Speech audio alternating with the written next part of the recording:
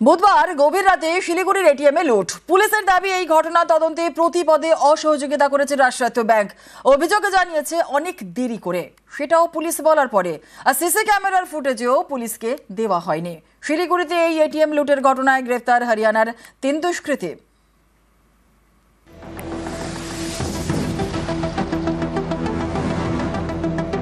বুধবার এটিএম লুট, খোয়া গিয়েছে প্রায় 10 লক্ষ টাকা। অথচ সংশ্লিষ্ট রাষ্ট্রায়ত্ত ব্যাংকটি পুলিশে অভিযোগ জানায় অনেক দেরি করে। চাঞ্চল্যকর অভিযোগ পুলিশের। একটা সাইরেন নেই, গার্ড তো নেই, এবং লুট হয়ে যাওয়ার পরে ব্যাংক বলছে যে এটা আমাদের ভেন্ডর আছে, তারা দেবে। ভেন্ডরকে আমরা চিনি না, তারা আসছে না।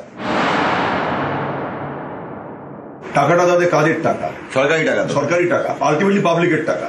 10 লাখ টাকা অ্যারাউন্ড লুট হয়ে গেল। ফুটেজ আমরা আজ পর্যন্ত একটা পাইনি তাদের কাছ থেকে। তাদের ভেতরে ফুটেজ আমরা এখনো পাইনি। আমরা বাইরের ফুটেজ না, আমরা স্টাডি করে করেছি। দেখো, আনফর্চুনেট, গতকাল একজন এসে ভেন্ডরের তরফ থেকে এসে আমাকে একটা এফআইআর নিয়েছে। বুধবার গভীর রাতে এই এটিএম এ লুট হয়, আর রাষ্ট্রায়ত্ত ব্যাংক কর্তৃপক্ষ থানায় অভিযোগ জানায় শনিবার। এখানেই অনেকের প্রশ্ন, ব্যাংকে তো সাধারণ মানুষের টাকা থাকে, সেই টাকা বুধবার রাতে এটিএম থেকে লুট হলো। এই নিয়ে ব্যাংক কর্তৃপক্ষের থানায় অভিযোগ জানাতে কেন শনিবার হয়ে গেল? থানায় অভিযোগ জানাতে এত দেরি কেন? সিসি ক্যামেরার ফুটেজ পুলিশকে না দেওয়ার অভিযোগই বা উঠছে কেন? তাহলে কি এটিএম লুটের সঙ্গে ব্যাংকের কেউ জড়িত? তাই কি এভাবে পুলিশি তদন্তে অসহযোগিতা? পুলিশের দাবি ফুটেজ দেয়নি ব্যাংক, তাই বাইরের সিসি ক্যামেরার ফুটেজ দেখে তদন্ত করতে হয়েছে। শেষমেশ পুলিশের জালে 3 দুষ্কৃতী।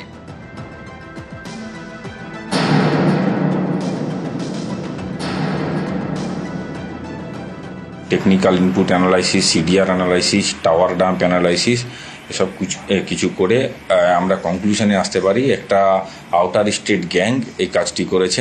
হরিয়ানার নু জেলাতে অ্যাকিউজদের একজনকে আইডেন্টিফাই করা হয়, করে তাকে অ্যারেস্ট করা হয়। একজনকে হরিয়ানা থেকে গ্রেপ্তার করা হয়েছে, আর 2 জনকে শিলিগুড়ি থেকে গ্রেপ্তার করা হয়েছে। কিছু জন ফেরত চলে যায় হরিয়ানাতে, আর কিছু জন এখানেই থেকে যায়, এখান থেকে অন্য জায়গায় মুভমেন্ট করে। 3 লাখের উপরে রিকভারি হয়েছে। বুধবার রাতে শিলিগুড়িতে এটিএম লুট, রবিবার দুপুরে সোনার দোকানে ডাকাতি। এই ডাকাতির ঘটনায় 2 জনকে গ্রেপ্তার করেছে পুলিশ।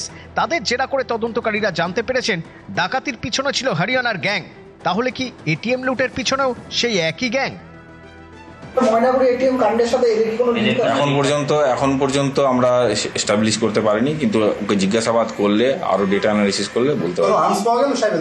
না, মোট যা অ্যামাউন্ট এখানটাতে গিয়েছিল তার অনেকটা অংশ রিকভারি হয়। নিউজ 18 বাংলা।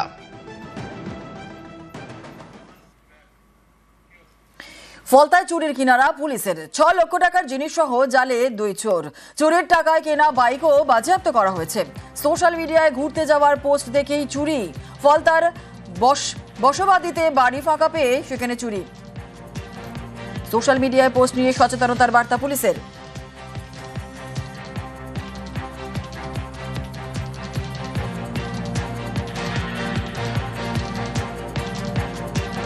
আমাদের ফলতা থানাতে গত 22 তারিখে পরপর 2টো বাড়িতে বাড়ির বাসিন্দাদের অনুপস্থিতিকে কাজে লাগিয়ে চুরির ঘটনা ঘটে।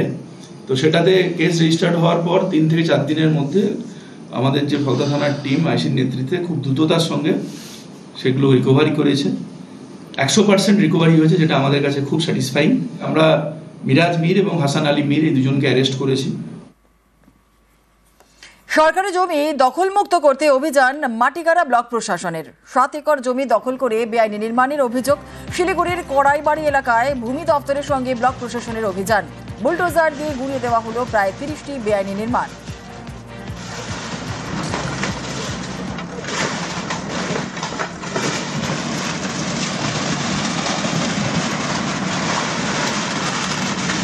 চম্পাছড়ি গ্রাম পঞ্চায়েতের মিলন মোড়ের কাছে কড়াইবাড়ি বলে যে এলাকাটা আছে, সেখানে গিয়ে দেখা যায় যে সত্যি সেখানে এনক্রোচমেন্টের চেষ্টা হচ্ছে। কিছু টেম্পোরারি স্ট্রাকচার ওইখানে হয়েছিল, প্রায় 7 একর জায়গা জুড়ে বিভিন্ন জায়গায় এই স্ট্রাকচারগুলো ছিল। 30টা স্ট্রাকচার, এবং কিছু আমরা ওখানে দেখতে পাই সিমেন্টের খুঁটি বা ঢালাই করা মেঝে এবং বাউন্ডারি ওয়াল ঢালাই করা এসবও পাওয়া যায়। তো আমরা এই সবগুলো ভেঙে ফেলি এবং সেখান থেকে এই টেম্পোরারি স্ট্রাকচারগুলো রিমুভ করে দেওয়া হয়। কালচিনির ভিডিওর বিরুদ্ধে ঘুষ চাওয়ার অভিযোগ। লাইসেন্স রিনিউয়ালের সময় ঘুষ চাওয়ার অভিযোগ রিসর্ট মালিকের, আর দাবি মতো ঘুষ না দেওয়ায় হুমকিরও অভিযোগ। জেলা শাসককে নালিশ জেলা হোটেল অ্যান্ড রিসর্ট ওনার্স অ্যাসোসিয়েশনের। অভিযোগ পেয়ে তদন্তে জেলা প্রশাসন। তলব করা হয়েছে বিডিও মিঠুন মজুমদারকে। পঞ্চায়েত সমিতির লাইসেন্সটা ম্যান্ডেটারি নয়, ট্রেড লাইসেন্স আমাদের আপ টু ডেট আছে। এই লাইসেন্সটা যখন আমি রিনিউয়াল করতে যাই তখন এটা অ্যাসেসমেন্ট করে আমার কাছ থেকে একটা টাকা জমা নেয়। কালচিনি বিডিও সাহেব এবং ওখানে লায়েক সাহেব দুজন আছেন ডেপুটি, ওনারা আমাকে ডাকেন এবং বলেন যে আপনাকে এক্সট্রা টাকা দিতে হবে। এবং কী কারণ, তখন বিডিও ওনার চেম্বারে আমাকে পার্সোনালি ডেকে নেয় এবং ওই সময় নিশ্চয়ই ওনার চেম্বারে ফুটেজও থাকবে। যদি অডিও ফুটেজ থাকে আমি চ্যালেঞ্জ করছি, আপনারা দেখুন যে উনি পরিষ্কার বলেছেন আমরা কন্ট্রাকচুয়াল এমপ্লয়ের টাকা দিতে অসুবিধা হচ্ছে, তাহলে আপনি একটা কাজ করুন, কিছু আমাদেরকে এক্সট্রা টাকা দিন, যেটার উনি কোনো বিল দেবে না, সেটা ক্যাশে টাকাটা দিতে হবে। ব্লকে 100 হোমস্টে যদি এরকম 10,000 বা 20,000 টাকা করে দেয়, তাহলে সেই অ্যামাউন্টটা কত দাঁড়াচ্ছে? সার্টিফিকেটটা দেওয়ার ক্ষেত্রে আমাকে দিনের পর দিন ঘুরিয়ে যাচ্ছে। অফিসে ডেকে 6 ঘন্টা বসিয়ে রেখেছেন, আমাকে অপমান করেছেন। উনি বলেছেন দেখে নিচ্ছে আপনার বিরুদ্ধে ইনকোয়ারি হবে, আপনি 4 মাসে 6 মাসে কী করে সার্টিফিকেটটা পান? 3 দিন আগে উনি আমার অফিস চেম্বারে এসেছিলেন। স্যার আপনার একটা লাইসেন্স আছে, আমার ট্রেড লাইসেন্স। আমি বললাম ডকুমেন্টসটা দেখছি আপনি 5 বছর ধরে কোনো ট্রেড লাইসেন্স আর নেননি, আমি ধরে নেবো আপনি এটা ইলিগাল বিজনেস করেছেন, উইদাউট ট্রেড লাইসেন্স বিজনেস করেন। আমি বললাম কত কি টাকা পয়সা দিতে হবে? আমি বললাম আপনাদের বাইরে আমাদের যা আছে সেটা, আর আপনি 4-5 বছর যেহেতু আপনি ট্রেড লাইসেন্সটা নেননি তার তো একটা পেনাল্টি হয়, তো পেনাল্টি ওয়াইজ আমাদের যেটা আসবে সেই হিসেবে আপনি দেবেন, যেটাকে আমরা ওন ফান্ডে জমা করবো, ওরা আমরা আমাদের ক্যাজুয়াল ছেলেদের মাইনে দেবো। টাকা তো আমরা তাদের থেকে তো কোনো ডিমান্ড করিনি, যেটা আইনত আছে যে টাকাটা সেটা তো ওন ফান্ডে জমা পড়ে, সেখান থেকে ক্যাজুয়াল ছেলেদেরই মাইনে হয়। ডকুমেন্টস আছে আমাদের কাছে, ফুল পেমেন্টটা উনি কালকে করেছে। পুরো বেসলেস এবং পুরো ভিত্তিহীন, যেটা বলতে পুরো মিথ্যা কথা বলছে। এসএসসি নিয়োগ বিজ্ঞপ্তিতে সংশোধন। এসএসসিতে আপাতত জাতিভিত্তিক আবেদন নয়, ওবিসি মামলা নিষ্পত্তি না হওয়া পর্যন্ত নয়া নির্দেশিকা। আর মামলা নিষ্পত্তি না হওয়া পর্যন্ত ওবিসি আবেদন নয়, সাধারণ প্রার্থী হিসেবেই আবেদন করতে হবে সকলকেই। নিয়োগ বিজ্ঞপ্তি সংশোধন। স্কুল সার্ভিস কমিশনের নবম-দশম শিক্ষক নিয়োগের বিজ্ঞপ্তিতে সংশোধন। একাদশ-দ্বাদশে শিক্ষক নিয়োগের বিজ্ঞপ্তিতেও সংশোধন।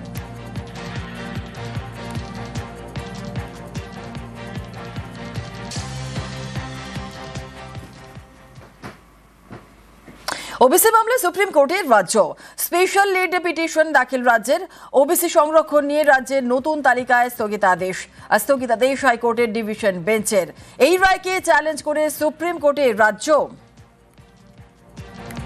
ওবিসি মামলায় সুপ্রিম কোর্টের রাজ্য। স্পেশাল লিভ পিটিশন দাখিল রাজ্যের। ওবিসি সংরক্ষণ নিয়ে রাজ্যের নতুন তালিকায় স্থগিতাদেশ। স্থগিতাদেশ হাইকোর্টের ডিভিশন বেঞ্চের। আর এই রায়কে চ্যালেঞ্জ করে সুপ্রিম কোর্টের রাজ্য।